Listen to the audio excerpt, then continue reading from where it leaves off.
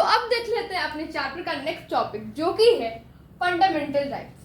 तो fundamental rights को हमारे कॉन्स्टिट्यूशन के पार्ट 3 में लिखा गया है, थर्ड पार्ट में लिखा गया है।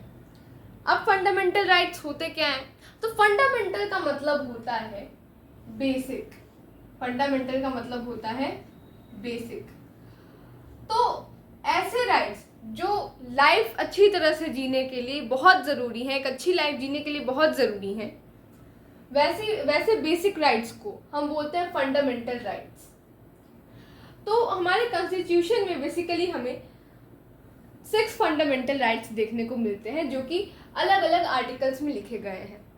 तो ये सवाल बहुत बार पूछा जाता है बड़े बड़े एग्जाम्स में कि किस आर्टिकल से लेके किस आर्टिकल तक कौन से राइट की बात की गई है। तो चलिए देख लेते हैं कि वो राइट कौन से हैं। तो पहला आता है हमारा राइट टू इक्वालिटी। तो राइट टू इक्वालिटी को लिखा गया है आर्टिकल 14 से लेकर आर्टिकल 18 तक। अब इसको ऐसे भी याद कर सकते हो कि 14 to 18 के एज में बच्चा कहाँ रहता है? स्कूल वगैरह में रहता है, कॉलेज वगैरह में रहता है। तो उस टाइम पे क्या होता है, हम यूनिफॉर्म पहन के जाते हैं स्कूल और सबकी लाइफ एक जैसी होती है, सेम यूनिफॉर्म, एकदम सब कुछ इक्वल होता है, इक्वल यूनिफॉर्म, इक्वल सिलेबस, सब कुछ इक्वल होता है। कब? 14 से 18 की एज तक। तो 14 से 18 आर्टिकल में किस राइट की बात की गई है? राइट टू इक्वालिटी की। नेक्स्ट आता है हमारा राइट टू फ्रीडम। अब जब बच्चा 19 to 22 की एज में आता है वो फ्रीडम खोजने लगता है, आज़ादी खोजने लगता है। तो 19 से लेकर 22 तक के आर्टिकल में किस राइट की बात की गई है? राइट टू फ्रीडम की। नेक्स्ट आता है हमारा राइट अगेंस्ट एक्सप्लॉयटेशन।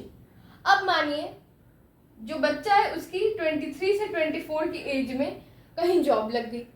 अब वहाँ के उसके जो सीनियर पोस्ट वाले हैं या फिर बॉस है उन्होंने एकदम क्या कर दिया, उसका एकदम एक्सप्लॉयटेशन कर दिया। तो जॉब में वो कब गया?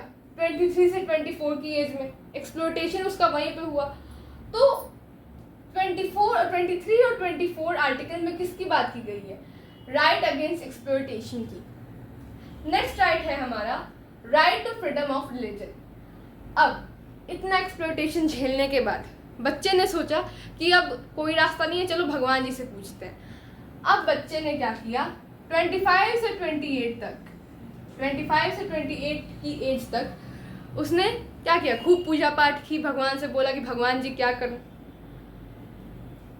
फिर क्या हुआ? फिर भगवान जी ने ऊपर से आशीर्वाद दिया कि बच्चा या तो तुम पढ़ाई लिखाई करो, नहीं तो तुम शादी कर लो। अब 29 और 29 से 30 की एज में, 29 से 30 की एज में या तो बच्चे ने अपने कल्चर को फॉलो करते हुए शादी कर ली, नहीं तो उसने क्या किया? हायर स्टडीज़ के लिए उसने सोचा कि अभी कम पढ़ा लिखा हो तो अब एक्सप्लॉयटेशन झेलना पड़ रहा है, और पढ़ लिख जाऊंगा और ज़्यादा डिग्रीज आ जाएंगी तो एक्सप्लॉयटेशन नहीं होगा। तो या तो उसने अपने कल्चर को फॉलो करते हुए शादी कर ली, नहीं तो उसने हायर स्टडीज़ के लिए क्या किया? वो और एजुकेशन लेने लगा। तो आर्टिकल 29 और 30 में किसकी बात की गई है? कल्चरल एंड एजुकेशनल राइट्स की। उसके बाद अब 32 से 35 की एज तक लगभग हमें अपनी सारी प्रॉब्लम्स की जो रेमेडीज़ होती हैं, जो सुझाव होता है वो मिल जाता है। तो 32 से 35 आर्टिकल में किसकी बात की गई है? राइट टू कॉन्स्टिट्यूशनल रेमेडीज़ की। अब जो हमारे फंडामेंटल राइट्स हैं, मैं आपको एक और चीज़ बता दूं, तो इसको आप एज ए ह्यूमन राइट्स भी आप समझो। फंडामेंटल राइट्स तो हमको कॉन्स्टिट्यूशन से मिले ही मिले हैं, लेकिन जिन देशों में ऐसा नहीं होता, क्योंकि यूनाइटेड नेशन जो होता है वो किस पे होता है? यूएनओ जो है वो सारे देशों पे सबसे टॉप पर है। मतलब वो देश नहीं है, वो सारे देशों का क्या करता है? वो सारे देशों में देखता है कि सारे देश क्या कर रहे हैं आपस में। तो 1946 से लेकर 2006 तक यूएनओ ने एक कमीशन पास किया था जिसका नाम था कमीशन ऑन ह्यूमन राइट्स। क्या था? कमीशन ऑन ह्यूमन राइट्स, और इसको शॉर्ट फॉर्म में हम CHR भी बोलते हैं।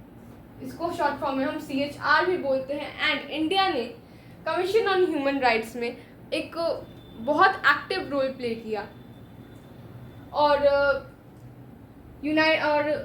Universal declaration on human rights में इसने बहुत अच्छा कंट्रीब्यूशन दिया, बहुत बड़ा कंट्रीब्यूशन दिया उसमें, जो राइट्स बनाने थे ह्यूमंस के लिए उसमें। लेकिन 2006 में इसको यूनाइटेड नेशंस ह्यूमन राइट्स से इसको क्या किया गया, रिप्लेस कर दिया गया। United Nations on human rights इसको रिप्लेस कर दिया गया।